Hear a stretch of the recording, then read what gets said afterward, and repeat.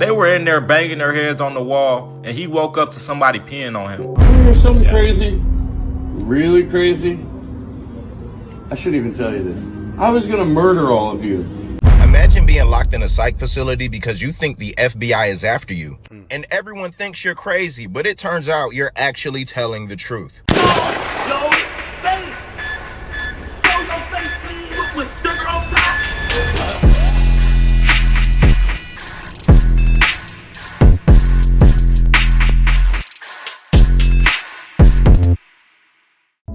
Alright y'all, now maybe I've been on TikTok a little too long, but recently I've been getting into these psych stories, and let me tell y'all now, they all will have you sitting there looking lost.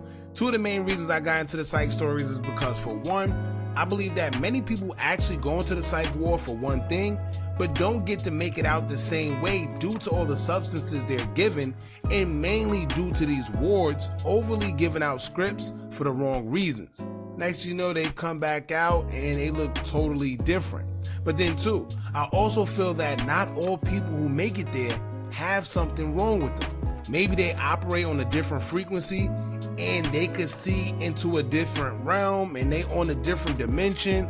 I know it sounds crazy, but y'all gotta check these videos out, and I want to know what y'all think at the end of the video.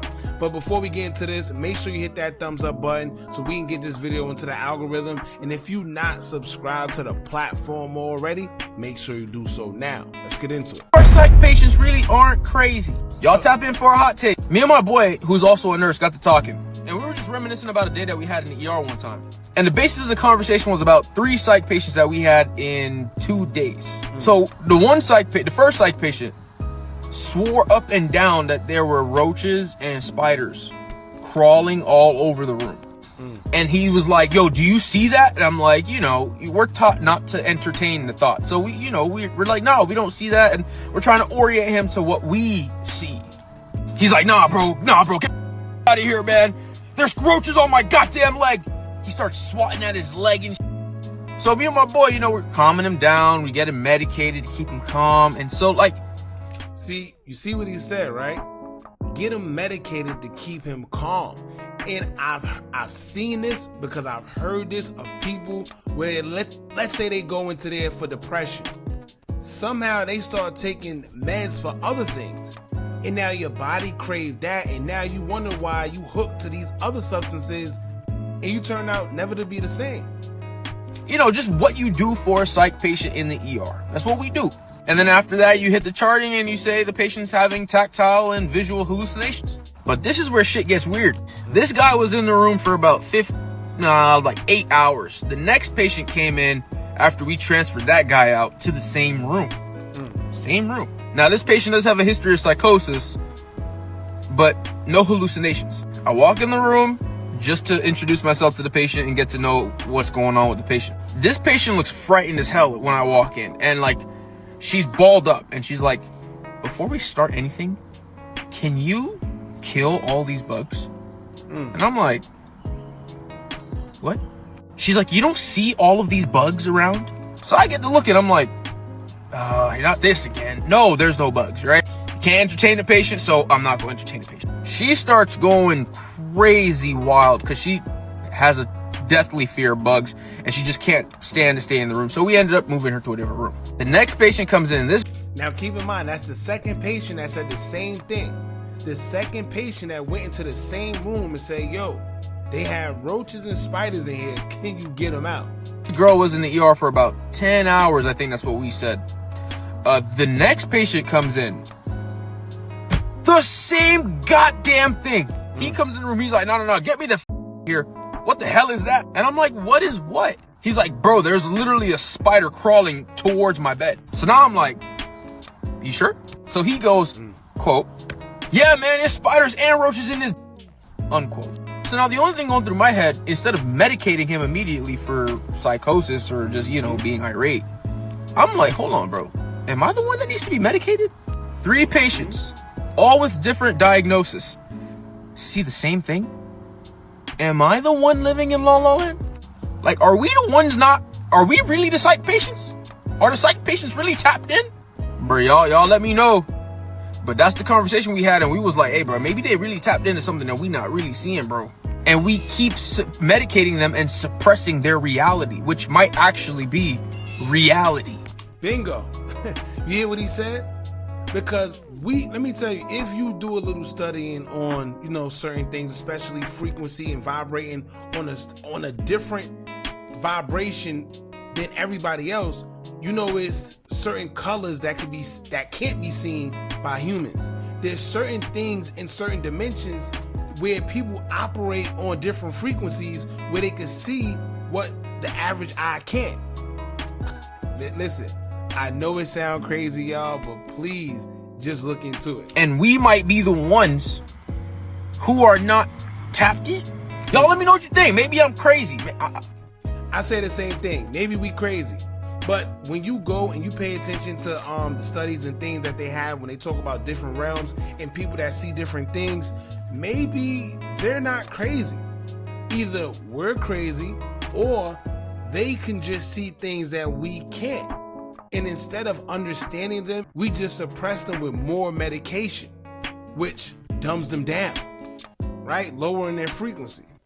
I don't know. Let's get to the next video. I ain't gonna lie, I don't care how down bad in life I am, I will never get admitted to the psych ward. One thing you gotta realize at the psych ward, that is levels to this. Everybody at the psych ward is sweats, you feel me? So if you're going through some little minimal shit in your life and you would get admitted to the psych ward, you go in there, boy, you gonna come out a different man, I'm telling you. Because yeah, you might be going through something, but gang, when you get in there, you in the big league. My homie got admitted to the psych ward and he said it was okay for me to say this story, so I'm gonna explain it. He went in there because he was going through some depression and he did some questionable things that I'm not gonna speak on. But when he was in there, he realized he wasn't actually crazy, he was just going through shit in his life. They were in there banging their heads on the wall and he woke up to somebody peeing on him. Literally. Somebody was... What? And like they say, a lot of people like to play crazy, right? Until you come across someone that really is. And then you understand, like, wait, hold up. Maybe I can get over this. Maybe I don't need whatever I think I need.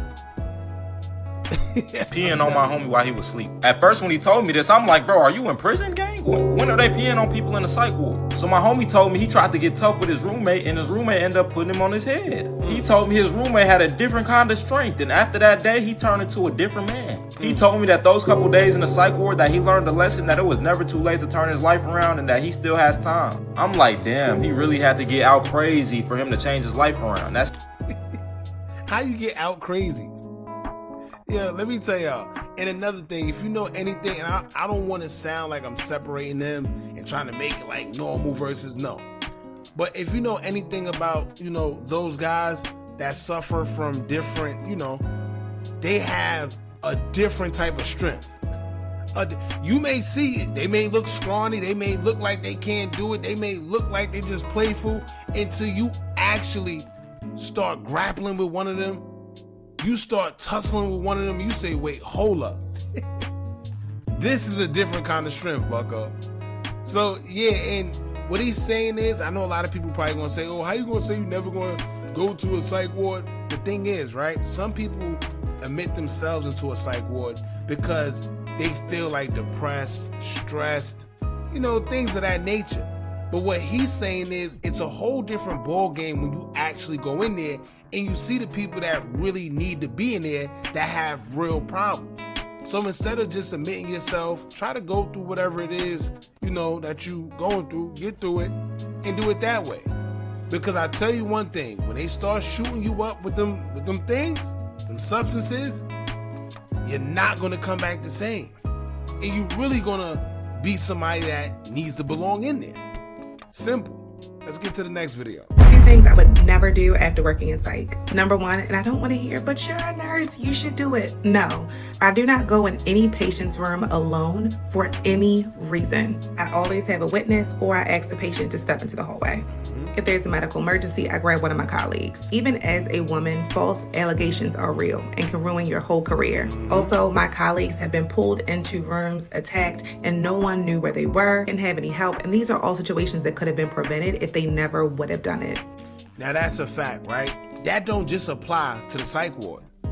When you have those inmates that, you know, they don't care, they doing a whole bunch of time and you in jail, they tell the female officers, do not go into those cells alone, because you might not make it out, right? It's easy because, you know, let's be real, right? It's a woman against one of these men who've been working out all day nonstop. He got nothing but energy. He haven't been able to ejaculate, you know, so his strength is kind of up there. You thinking you about to go into that cell and do what? If he really decides to flip out, it's nothing you can really do with him. But she's right. It's two things. The allegations of you trying to do something to them, or they do something to you. Number 2 is carry a prescription pad. This can make you an easy target for any type of crime. And once someone has your DEA number, it's very easy for them to take it and put it on whatever prescription pads they want and order all types of medications. You don't need a script pad. Just send the scripts from your computer, from your phone. She know a couple things. I'm gonna just leave that at that. But we're gonna get into the next video. What she was saying was right for y'all that want to be psych nurses and, you know, you thinking about it. At the end of the day, take heed to what she's saying because she know what she's doing. Check this next video out. Here's something crazy, really crazy. I shouldn't even tell you this. I was gonna murder all of you. Yeah, it's not even funny. The way he said, I shouldn't even tell you this. Today, I was gonna murder all of you, and now I'm having the nicest time. And you realize, take a second and think before you make just choices. Now, I know that sounds funny, right? I know you probably listening, you think it's funny. I'll laugh. Let me tell you one thing about them patients, and just not patients, people in real life who are bipolar. There's people in real life that's like that, that suffer from that. And they feel just like him, where they were gonna do something and the slightest thing changed their mood, and now that stopped them from doing it. But before they mood changed, they was gonna do something that they probably would have regretted in their future. They get like that. Now let's get to this last video. It's kind of crazy, and I saved this for last purposely. Y'all gonna see what I'm saying. Check this out. Imagine being locked in a psych facility because you think the FBI is after you. And everyone thinks you're crazy, but it turns out you're actually telling the truth.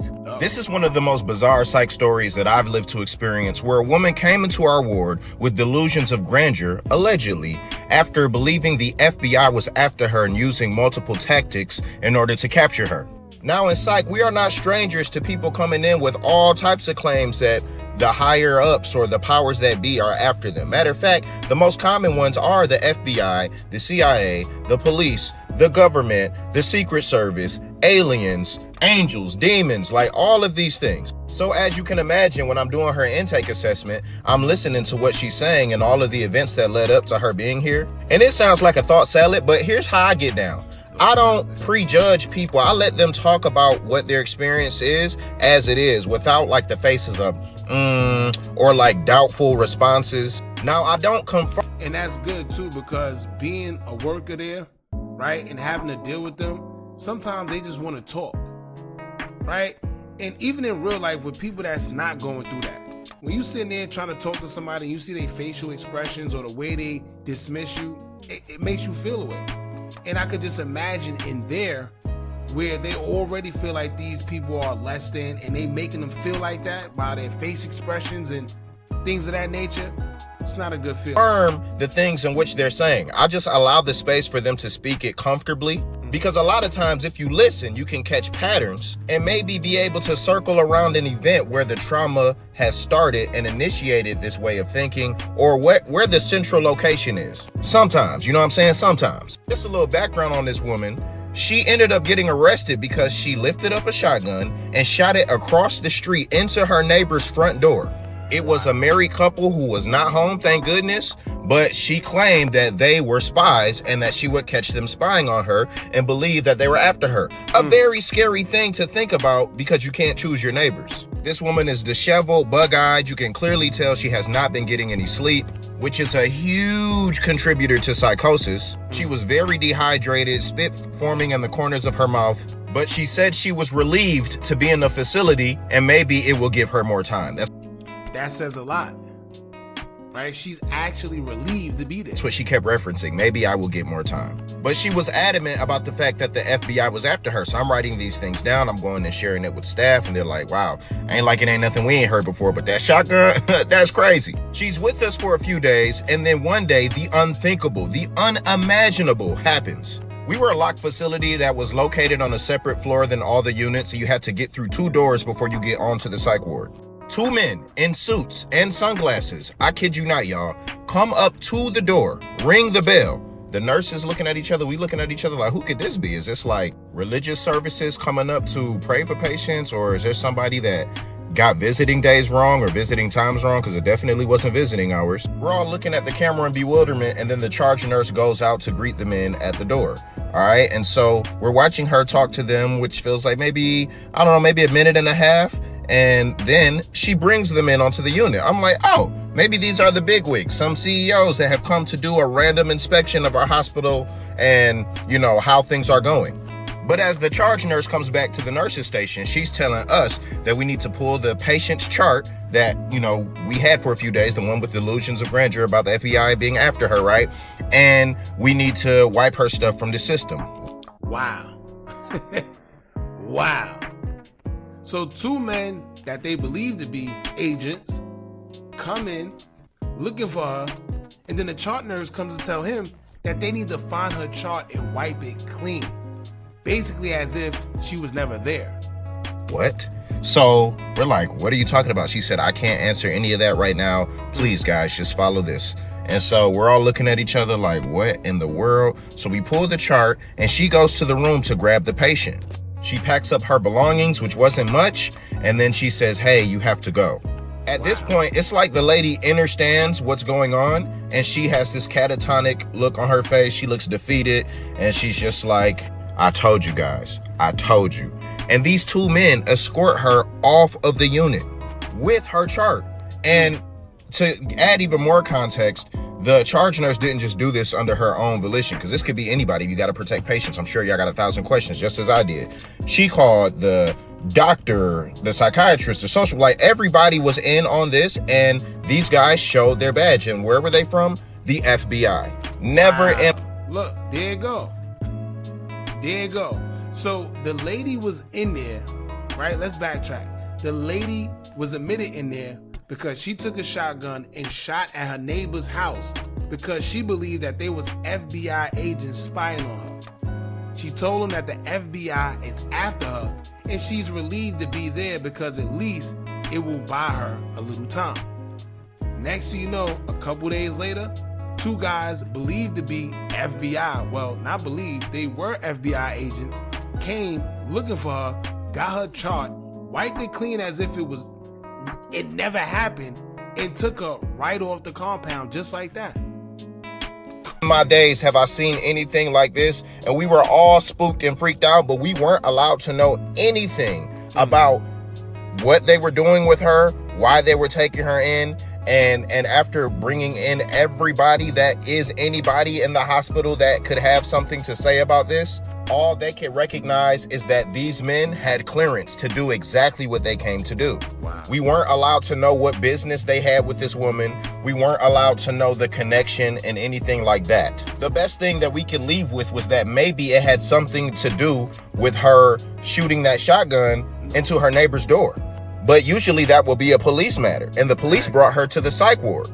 I don't know, y'all. I've never had a situation like that ever happen to me in all my years that I worked in psych. What would you do in this situation? And how would that change the outlook on patient delusions that are reported to you? Would you give pause? Or would there be any pause to give? Because if you knew that it was true, could you do anything about it? Is there anything that could have been done? What do y'all think? Let me know. This is a crazy one. So I saved that one for last because basically, if you didn't hear it from anybody else working in the psych ward, you probably wouldn't believe it. You would probably call it a conspiracy theory. But here this man is saying, listen, I worked there. This is exactly what happened. I got no reason to lie. Right? And it's crazy because these are 2 stories, right, that we've seen so far. From the guy that was speaking about the roaches and the spiders to this one where they didn't believe the patient, but at some point they had no choice but to believe them. Now this one is kind of crazy because I'm wondering, who is she? right? She said the FBI was spying on her, but she has to be somebody in order for them to do so. So who was she? What did she do other than the shotgun incident? But forget that part. What did she do that she felt that the FBI was after her? And if they was, why? Who is she? Who's the neighbors? So much questions, man. Y'all jump in the comments, let me know what y'all think about this. How do y'all feel about these psych stories? I'll probably bring more up because they are interesting, and there are a lot more, but for YouTube guidelines, you can't put everything on there, so it is what it is. Y'all jump in the comments, let me know what y'all think about this. Don't forget to like, comment, share, and subscribe. Hit that bell so you're notified every time we drop new content, and remember, as long as you keep on watching, I'm gonna keep on dropping, and I'm out.